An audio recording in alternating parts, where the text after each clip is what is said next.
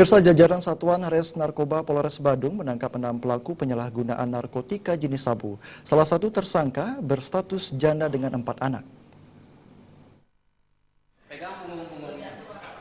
Keenam tersangka adalah Mujazin Al-Rozir, ditangkap di Jalan Gatsu Barat dengan barang bukti 0,34 gram sabu.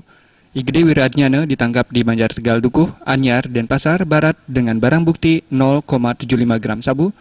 Johnson Yakob dan Kristanto Simenes yang bersama-sama ditangkap di Jalan Gatsu Barat, Banjar Pagutan, Denpasar Barat. Ardi Syahfendi ditangkap di Jalan Pidade Ubung dengan barang bukti 1 paket sabu dengan berat 0,52 gram sabu.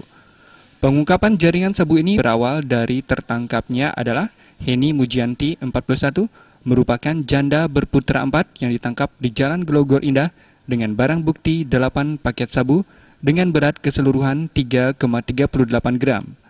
Heni mengakui telah mengedarkan barang haram tersebut di wilayah Badung dan Denpasar dengan menyasar anak-anak muda. Sebagai pengedar sejak sebulan setelah di-PHK dari pekerjaan sebagai pelayan toko dan untuk memenuhi kebutuhan hidupnya, Heni mendapatkan barang haram dari seseorang kenalannya.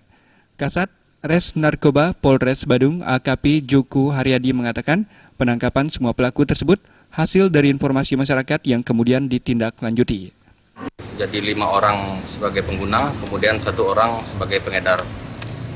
Pengedar ini dengan inisial HM sudah menjalankan bisnis sebagai pengedar kurang lebih 2 bulan.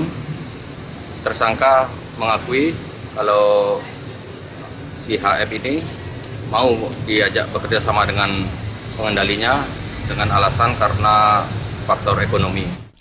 Kini keenam pelaku harus mendekam di jeruji besi Mapolres Badung guna mempertanggungjawabkan perbuatannya. Rais Wantara, Bali TV.